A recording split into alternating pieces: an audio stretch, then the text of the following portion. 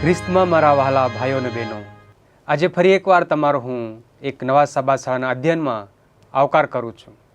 આજનું જે સભાશાળાનું આપણે અધ્યયનમાં જઈએ છીએ તે આ વર્ષના ચોથા ત્રિમાસિકના ત્રીજા સભાશાળાના પાઠને આપણે અધ્યયન કરીશું.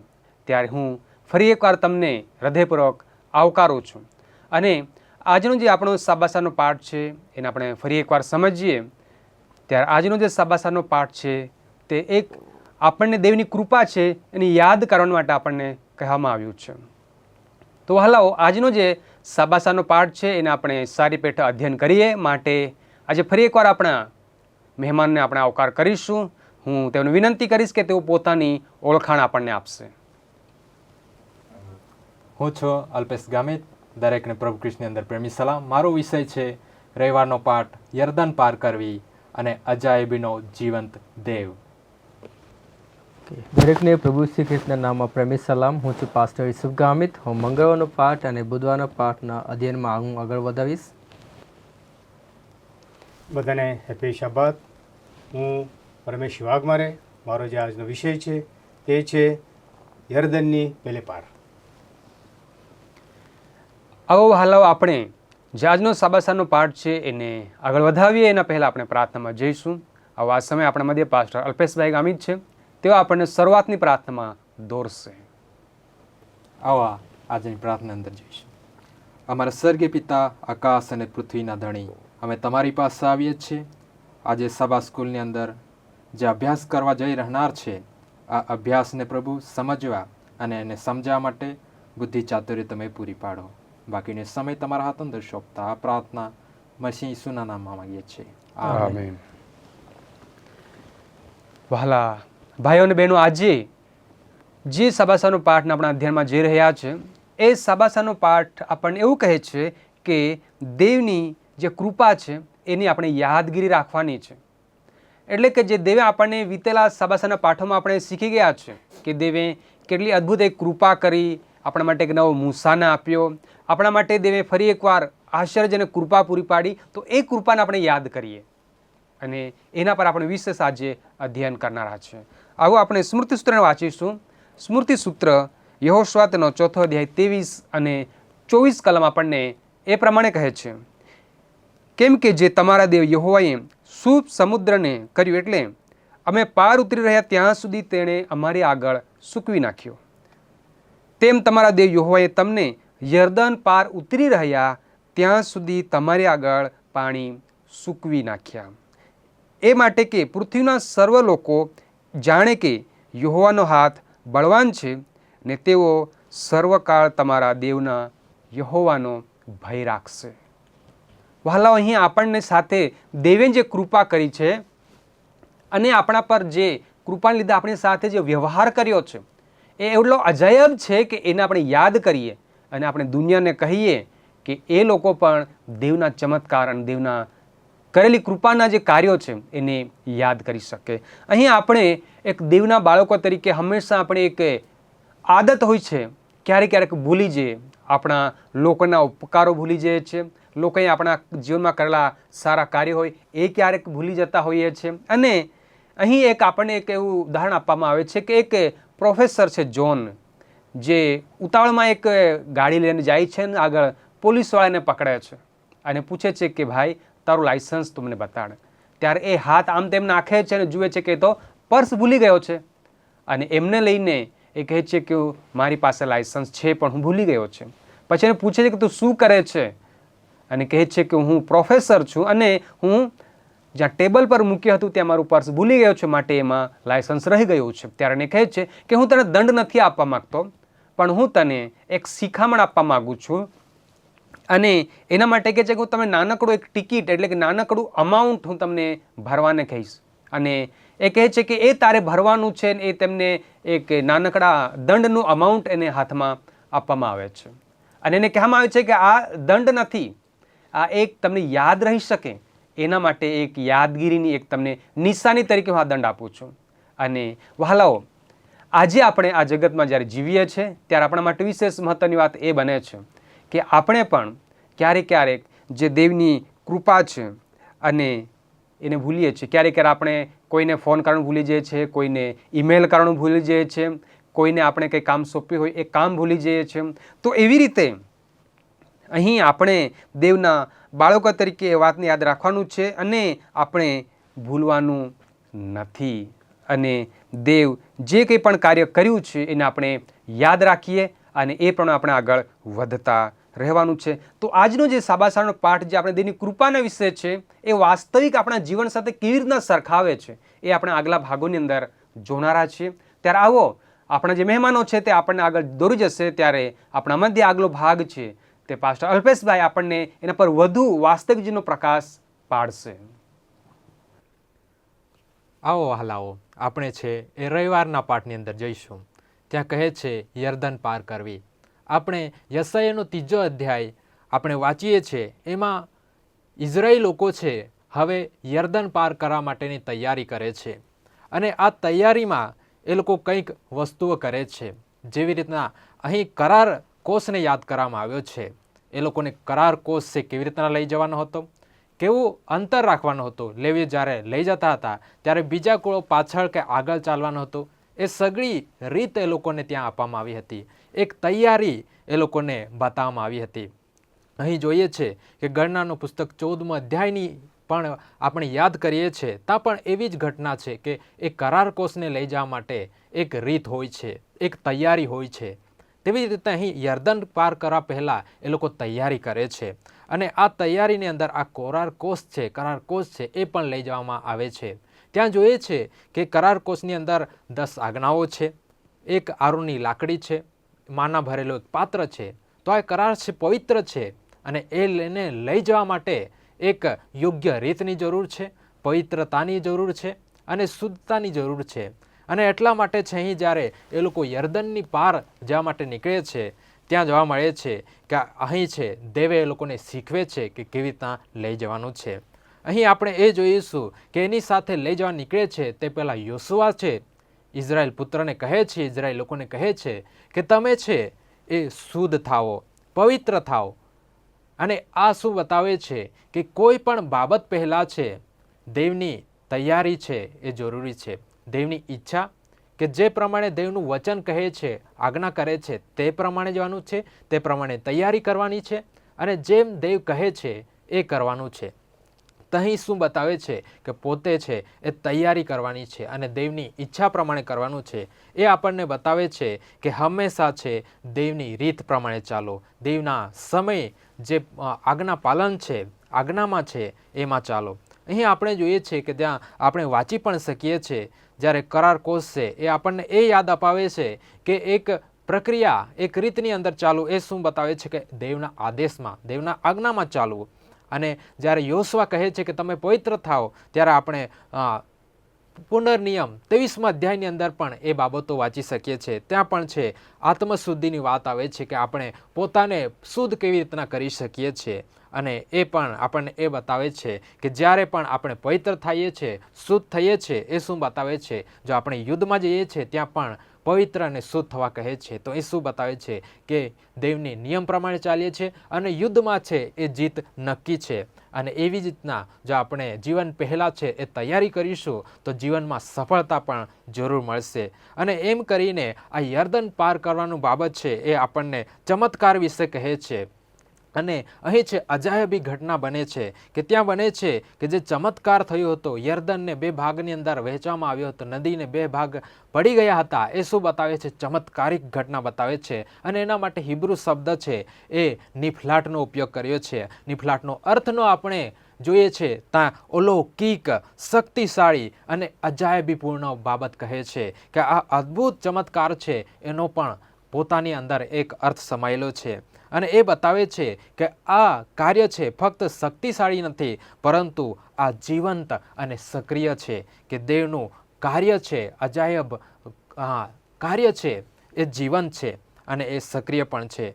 ઇઝરાયેલને છે એ યર્દન પાર કરવાની આ બાબત કઈ યાદ અપાવે છે? લાલ સમુદ્ર જ્યારે પાર કર્યો હતો એ ઘટના યાદ અપાવે છે. અરણ્યમાં છે દેવનું માર્ગદર્શન આપણને યાદ અપાવે છે. અને એ યાદ અપાવે છે કે જુદા જુદા સ્થળોએ જુદી જુદી બાબતોમાં દેવ એ લોકોની સાથે અજાયબી અદ્ભુત કાર્ય એ લોકો સાથે કરે છે અને એ લોકોને બચાવે છે. ઉત્પત્તિ કરતા દેવ છે એ આપણો એક તારણહાર છે. એટલું નહીં પરંતુ એ આપણને બનાવનાર છે. તો એમના માટે કોઈ પણ બાબત અશક્ય નથી. એ માટે કોઈ પણ બાબત છે મર્યાદિત નથી, અવરોધ નથી, પરંતુ હંમેશા છે આપણને ઈસુ ખ્રિસ્ત છે લુક તેના 18મા અધ્યાય અને 27મી કલમની અંદર વાંચીએ છીએ, ત્યાં કહે છે કે માણસને જે શક્ય લાગે છે, માણસને માટે જે અશક્ય બાબત લાગે છે એ હંમેશા પ્રભુ ઈશુને માટે છે, ઈશ્વરને માટે શક્ય છે. આપણે વિચારી શકીએ છીએ કે આપણા જીવનની અંદર બાબત અશક્ય લાગે છે, એમાંથી પાર ઉતારવાનું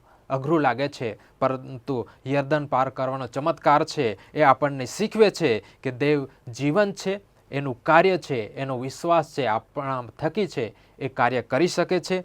અને આપણને અશક્ય લાગે એવી પરિસ્થિતિમાંથી પણ દેવ એની શક્તિ અને એની છે પવિત્રતાનો ઉપયોગ કરીને આપણને છે એમાંથી બચાવી શકે છે. અને આપણે એમાં વિશ્વાસ કરીએ. આપણું કામ એ જ છે, આપણે વિશ્વાસ કરીએ અને આપણે છે પોતાને સમર્પણ કરીએ અને પરિણામે છે દેવ આપણા માટે એ કામ કરશે. આપણે સર્વ છે એ દેવના હાથની અંદર સોંપીએ. વાલો, આપણે પાસ્ટર અલ્પેશના થકી સુંદર બાબતો શીખ્યા કે યર્દનને પાર કરવાને માટે દેવે જે કૃપા પૂરી પાડી છે એને આપણે વ્યવસ્થિત યાદ રાખીએ અને જે તૈયારી છે એ યોગ્ય તૈયારી સાથે કરીએ. અને એમની સાથે જે દેવે સમુદ્રને સૂકવ્યો હતો, દેવીના યર્દનને સૂકવીને જે અજાયબ કાર્ય કર્યું છે એને પણ યાદ રાખીએ. હવે આવો આપણે આગલા ભાગમાં વધીશું. પાસ્ટર ઈશુભાઈ આપણને આગળના ભાગની અંદર પ્રકાશ પાડશે. સારું, આ સમયે આપણે મંગળવારના લેસનની અંદર જઈશું અને મંગળવારના લેસનની અંદર આપણે જોવા મળે છે કે યાદ રાખવું. આપણે કઈ એવી બાબતોને યાદ રાખવાની છે, કેમ કે પરમેશ્વરે આપણને વચનો આપ્યા છે એ આપણે શા માટે યાદ રાખવા જોઈએ અને શા માટે યાદ કરીને એ પ્રમાણે ચાલવું જોઈએ. એ જ વચનો આપણે જ્યારે જોઈએ છે પુરાના નિયમની અંદર પણ આપણને જોવા મળે છે કે જૂના કરારની અંદર પ્રભુ પરમેશ્વરે ઇઝરાયલને કહ્યું કે તમે સ્મારક બનાવો. પણ શા માટે કહ્યું કે તમે સ્મારક બનાવો? અહીં આપણે મંગળવારના પાઠની અંદર આપણે જોઈએ છીએ કે પ્રભુ પરમેશ્વર તેઓને કહે છે કે તમે સ્મારક બનાવવા માટે કહે છે. શા માટે? પરંતુ દેવનું વચન આપણને કહે છે કે શા માટે તેઓ બનાવે. અને પ્રભુએ સ્મારક એ માટે બનાવડાવે છે જેથી કરીને એ લોકો યાદ રાખી શકે. જે રીતે પાસ્ટર અલ્પેશ અને પાસ્ટર રવિન્દ્ર સરે કીધું કે શા માટે યાદ રાખવાનું છે અને શા માટે જે સ્મારક બનાવવાના છે, જેથી કરીને પરમેશ્વરના જે અજાયબ કામો છે, જે મહાન કૃત્યો છે એ તેઓ યાદ કરી શકે. ઇઝરાયેલી લોકો એ યાદ રાખી શકે કે યર્દન પાર તેઓને કોણ લાવ્યું હતું અને એ કેવી રીતે શક્ય બન્યું. કેમ કે જે કામ આપણા માટે અશક્ય હોય છે એ પરમેશ્વરના માટે શક્ય, એક સક્ષમ એ કરી શકે છે. પરંતુ જ્યારે એ કામ આપણા માટે કરે છે એ યાદ રાખવાની ભૂમિકા આપણે ભજવવાની હોય છે.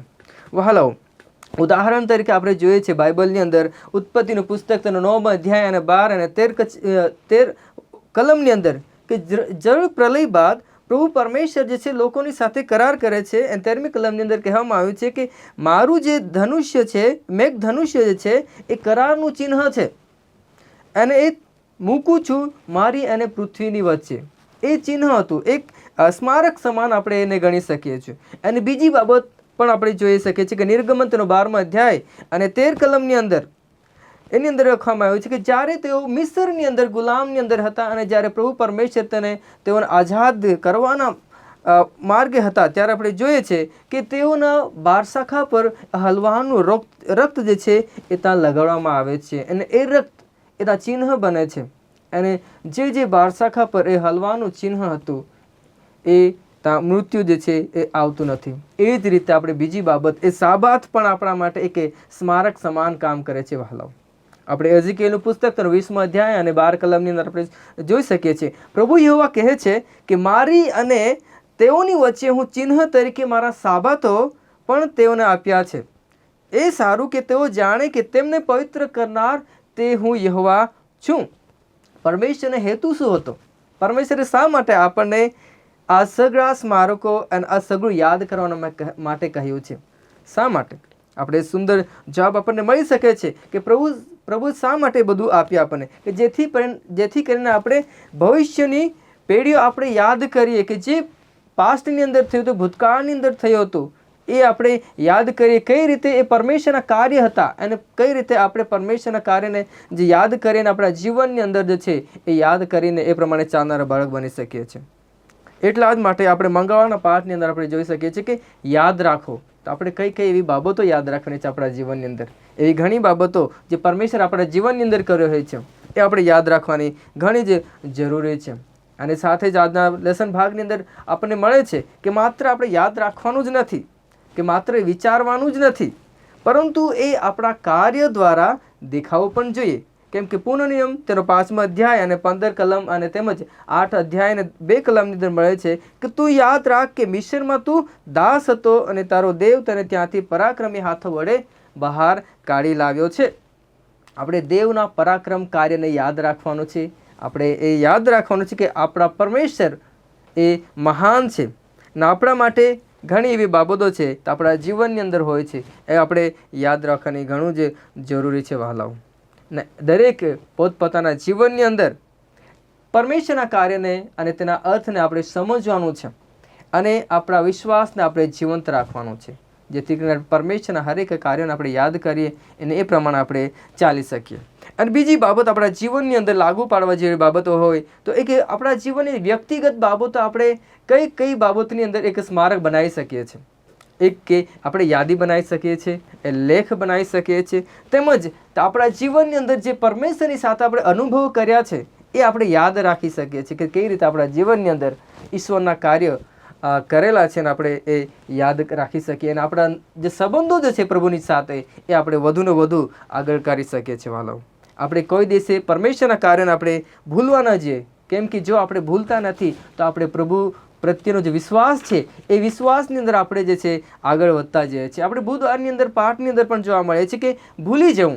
આ યહોશુઆના પુસ્તકના 4 અધ્યાય 20 અને 24ની અંદર કે ભૂતકાળની જે બાબતો છે, ભૂતકાળની જે મહત્વની યાદો છે, કોઈ ઘણી વાર આપણે આપણા જીવનની અંદર ભૂલી જતા હોય છે.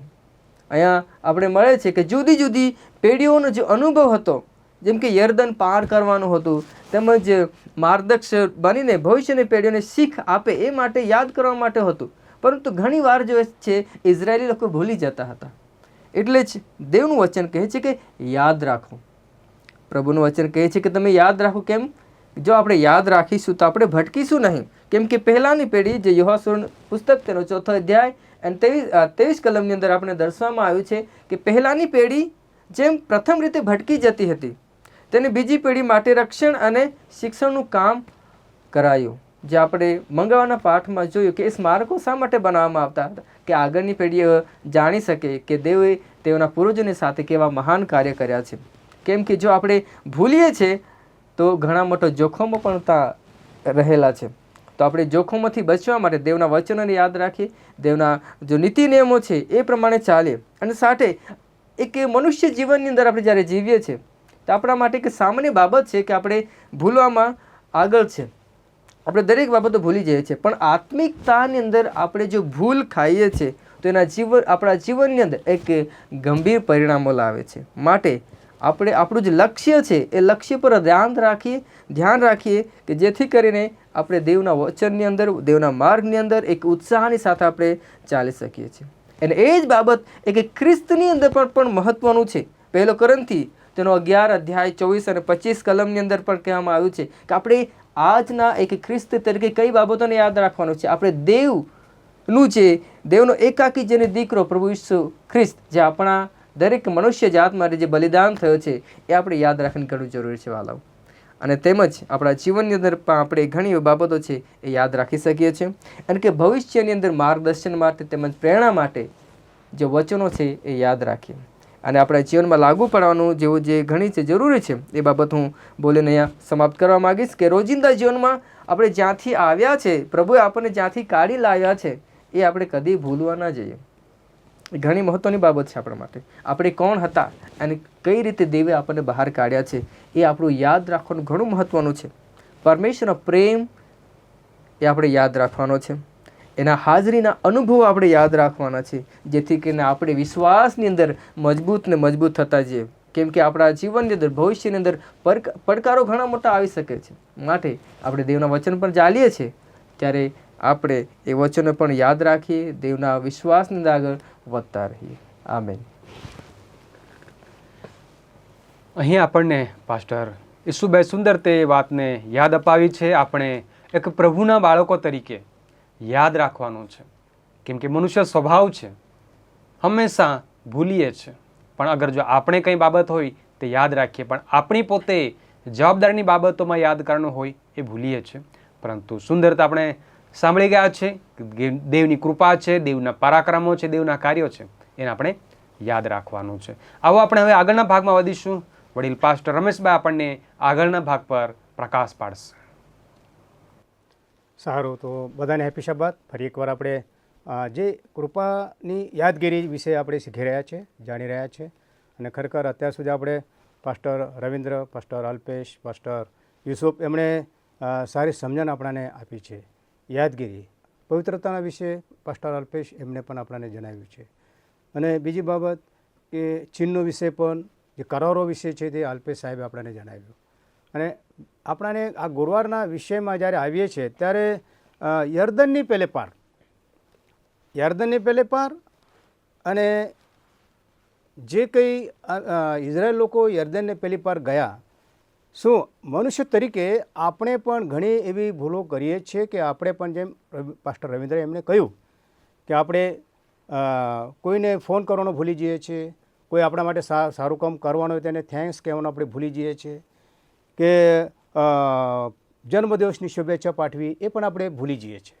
ઘણી સારી બાબતો આપણે ભૂલીએ છીએ અને નકામી બાબતને આપણે યાદ રાખીએ છીએ મનમાં. નકામી બાબતો એકબીજા વિરુદ્ધનું જે આપણું મતભેદ છે તે આપણે વધારે પડતું યાદ રાખીએ છીએ. પણ વહાલાઓ, આજના પાઠમાંથી અમે જે યાર્દનને પેલે પાર જ્યારે આ લોકો ગયા ત્યારે આપણાને એ યાદ દેવડાવે છે કે આપણે વીતેલા દિવસો આપણે ભૂલી જવાનું, જે પ્રભુએ આપણા માટે કર્યા છે. આ ઇઝરાયેલ લોકોની પરિસ્થિતિ આ જ હતી, તેઓ વારે ઘડી ભૂલી જતા હતા. અને આજે અમને હાલમાં જે શિખામણ મળે છે તે એ શિખામણ છે કે યર્દનને પેલી પાર અને લાલ સમુદ્રને પેલે પાર જ્યારે આ લોકો ગયા ત્યારે ઇઝરાયેલીઓ કેવી રીતે ગયા તે ગીતશાસ્ત્ર 66માં અધ્યાય અને 6 વચનમાં ત્યાં આપણને જણાવવામાં આવ્યું છે, બતાવ્યું છે ત્યાં કે આપણા માટે જે શિક્ષણ છે, ત્યાં જે નવા યુગની જે છાપો ત્યાં બતાવવામાં આવી છે. અને બંને પ્રતિકાત્મક મહત્ત્વ ધરાવે છે. તમે ગીતશાસ્ત્ર 114માં અધ્યાય કાઢશો તો તેમાં પણ તમને 1 થી 7 અધ્યાયમાં જોવા મળશે, જે આપણા માટે આપણા જીવનમાં દેવની તારણની જે ક્રિયા છે, તારણની ક્રિયાને ઉજવણીની યાદ આપણે કરવી જોઈએ. બધી જે યોજનાઓ જે હતી ઇઝરાયેલ લોકો માટે, યર્દનને પેલે પાર, લાલ સમુદ્રને પેલે પાર, આ જે યોજનાઓ જે છે તે બધી યોજનાઓ તારણ તરફ નિર્દેશ કરે છે. અને આ બંને ઘટનાઓને ઇઝરાયેલીની સ્થિતિમાં પરિવર્તન માટે એક યોગદાન, તેમના જીવનમાં એક યોગદાન હોવું જોઈએ તે બતાવે છે. અને એકવાર ગુલામીમાંથી સ્વતંત્રતા સુધી, મિસરમાંથી કનાન દેશ તરફ આગમન ત્યાં સુધી અને વચનદત્ત ભૂમિ સુધી, એટલે કે વચનદત્ત ભૂમિ સુધી જવું, એ બધી ત્યાં સુધી જવાનો જે પ્રવાસ છે તે પ્રવાસ દરમિયાન પ્રભુએ જે સકારાત્મક રીતે તમને જે મદદ કરી છે, જે તમને અડચણોમાંથી તમને સહાયતા કરી છે, તમને તમારો જે ભૂખમરો હતો, તમારી જે ગરીબી હતી, તમારી જે મજૂરી હતી, જે તમારી ગુલામી હતી, કે જે તમે કષ્ટ વેઠતા હતા ઇઝરાયેલીઓના માટે, તે લાચારી કે અપમાનિત પરિસ્થિતિ જે હતી તેમાંથી તારણ સુધીની યોજના દેવે તમારા અને મારા માટે કાઢી છે. હવે એ યોજના તેમના માટે જ હતી અને એના માટે જ આ બંને જે ઉદાહરણો આપણને બતાવવામાં આવ્યા છે કે યર્દનને પેલી પાર ને લાલ સમુદ્રને પેલે પાર, આ મોટા પરિબળો છે. વાલો, તમે હજુ અનુભવ કર્યો ન હોય પણ ઇઝરાયેલ લોકોએ અનુભવ કર્યો છે. ત્યાં સૂકી ભૂમિમાંથી તેઓ પસાર થયા છે. એક ભીણાશમાંથી એક એવી જમીનમાંથી, પાણીમાંથી પસાર થવું, અને તે પણ સૂકી ભૂમિ તે દેવે તેમના માટે એક બનાવી દીધી. આ કેટલો મોટો એક ચમત્કાર છે. આ કેટલો મોટો એક તેમના માટે એક પડકાર છે કે તમે તમારા જીવનમાં પરમેશ્વરે આટલા ચમત્કારો કર્યા છતાં પણ તમે તેમના કૃપાની યાદગીરી તમે કરતા નથી. અમે બીજી યાદગીરી કરીએ છીએ. કૃપા શું છે? ગયા પાઠમાં પણ આપણે શીખ્યા છે કૃપા વિશે પણ. તો આપણે કૃપાને આપણે ભૂલી ના જવા જોઈએ, દેવના કૃપાને. અને યહોશુઆમાં જે નોંધાયેલ જે બાબતો જે છે તે પણ એક ચમત્કારી સંદર્ભમાં છે કે એલિયાનું પણ રૂપાંતર થાય છે. એલિયાનું રૂપાંતર જે એલિયા પણ તેનું પૃથ્વી પરનું જે જીવન છે, પૃથ્વી પરનું જીવન અને રૂપાંતરિત જીવનનું જે પરિવર્તન છે તેમાં ઘણો અંતર છે તેમાં. કેમ કે પૃથ્વી પરનું જે જીવન છે પાસ્ટર અલ્પેશ એમના હિસાબથી જે એક પાપી જીવન છે, અને આ પાપી જીવનમાંથી રૂપાંતર કરી લેવું એ પરમેશ્વરની તમારા મારા માટે જે છે તેને આપણે કૃપા આપણે સમજીએ કે પ્રભુને આપણા માટે કૃપા છે કે આપણાને એક રૂપાંતરિત જીવન તે આપણા માટે આપણને આપવા માટે યોજના ઘડે છે. એટલું જ નહીં પણ જે આ નોંધપાત્ર સ્થિતિમાં એલિયાનું પરિવર્તન આપણે જોઈ ગયા છે અને તેને સ્વર્ગમાં લઈ લેવામાં આવે છે. જે બીજા રાજા બીજો અધ્યાય 22માં કલમમાં ત્યાં તમને જોવા મળશે, હું વાંચવાનો નથી. પણ આ એવી બાબતો જે છે, જેઓ પ્રબોધકો છે, જેઓ યાજકો છે, જે કંઈ દેવના કામ કરવાવાળા બની ગયા, તેઓના માટે આ એક જીવન એવું હતું કે તેઓ ઇઝરાયલ લોકોને એક સારો માર્ગદર્શન કરે અને ઇઝરાયલ લોકોને બંને આ એક પરીક્ષણોમાંથી, કેમ કે મૂસા અને યહોશુઆ આ જે વ્યક્તિઓ જે છે એમણે એક ઇઝરાયેલીઓને એવો માર્ગમાં તેઓ દોરી ગયા, પણ વારે ઘડી ઇઝરાયેલીઓ દેવને અસંતોષકારક બાબતો જીવનમાં લાવતા હતા. વાલાઓ, અમે શીખી શકવાના છે આજે શીખવાના છે, અમે જાણવાના છે કે ખરેખર પ્રભુ આપણાને એક પરિવર્તન જીવન લાવવા માટે દોરાવે છે. તો વીતેલા દિવસો, વીતેલા પરિબળો અને જે કંઈ આપણાને સંકટ પરીક્ષણમાંથી, લાચારી ગરીબીમાંથી, આપણી પણ પરિસ્થિતિ એવી છે ઇઝરાયેલ લોકોની જેમ. તો અમે પણ આ સંકટ પરીક્ષણમાંથી એક પાપરૂપી મિસર દેશમાંથી અમે પણ પલાયન કરવાના છે. ત્યારે અમે પણ એક પરિવર્તિત જીવન અમે લાવીએ અને એલિયાની માફક આપણે એક પરિવર્તિત જીવન માટે આપણે તૈયાર થઈએ. એ જ આજનો વિષય છે. વહાલાઓ, આપણે દેવી પિતાનો આભાર માનીએ કે સુંદર આજનો આપણને સબાસાનો પાઠ શીખવા મળ્યો છે.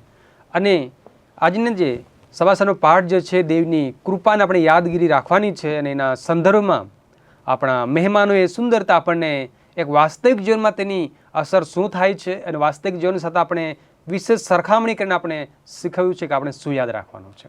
અને એમના માટે હું આ વિશેષ મહેમાનો ફરી એકવાર આભાર માનું છું કે સુંદર, સારા અને સરળ શબ્દોમાં આપણને શીખવ્યું છે. તો વહાલાઓ, હું તમે જોનારાને પણ વિનંતી કરીશ કે આ વિડીયો તમને પસંદ આવ્યો હશે તો દરેક જણ તમે આ વિડીયોને એક લાઈક કરો, ચેનલને તમે સબસ્ક્રાઈબ કરો અને દરેક તમારા મિત્ર મંડળને તમે શેર કરો. અને જે બેલ આઇકન છે એને તમે દબાવવાનું ભૂલશો નહીં. અને જો તમારી કોઈ વિનંતી છે, તમારી કોઈ સૂચના છે, તમે કંઈ કહેવા માગો છો તો તમે કમેન્ટ બોક્સમાં લખો, અમે એનો જવાબ તમને ચોક્કસ આપીશું. પણ જો તમે કંઈ વધુ જાણવા માગો છો તો તમે અમારા ઈમેલ પર લખી શકો છો digitalwiu@gmail.com. એના પર તમે લખો, અમે તમને એનો ચોક્કસ જવાબ આપીશું. પ્રભુ તમને આ દરેકને વિશેષ આશીષ કરશે. આવો આ સભાસદના અધ્યયનને પૂર્ણ કરીએ એના પહેલાં આપણે પ્રાર્થના કરીશું. હું પાસ્ટર ઈસુભાઈને વિનંતી કરીશ તે આપણને છેલ્લી પ્રાર્થનામાં દોરશે. આપણે પ્રાર્થના કરીએ. હે અમારા જીવતા અને જાગતા પરમેશ્વર પિતા પ્રભુજી, મેં તમારા નામને પુષ્કળ આભાર માનીએ છીએ, ધન્યવાદ કરીએ છીએ પિતા. આજનો સુંદર સમય સાબા સ્કૂલનું અધ્યયન કરવા માટે તમારા પસંદ કરેલા સેવગણને પ્રભુ તમે સુંદર તમારી પવિત્ર આત્મે દરોણી પ્રભુ તમે આપી. અને વિશેષ પિતા પ્રભુજી, આ સમયે આ લેસન સ્ટડીને સાંભળનારા દરેકને જ પ્રભુ તમે આશીર્વાદિત કરજો. વચ્ચેનો આશીર્વાદ, કૃપા જે તમે અમને આપી છે એ યાદ રાખવા માટે પ્રભુ દરેકને પ્રભુ તમે સહાય મદદ કરજો પિતા પ્રભુજી. તમારા આશીર્વાદોને માટે ધન્યવાદ. ટૂંકી પ્રાર્થના ઉદ્ધાર કરતા પ્રભુ ઈસુ તમારા પ્રિય અને મધુર નામમાં માગીએ છીએ. આમેન. આવો આપણે વિશેષ આવતા સબાત માટે ફરી એકવાર તૈયારી કરીશું. આવતા સબાતે આપણે ફરી એકવાર મળીશું અને એક નવા વિષયની સાથે, અને ફરી આપણે મહેમાનો સાથે મળીશું. ત્યાં સુધી દરેકને પ્રભુ તેની કૃપા, તેની દયા અને તેની સુરક્ષામાં સંભાળી રાખશે. અને પ્રભુ તમ દરેકને આશીર્વાદ આપો. આમેન.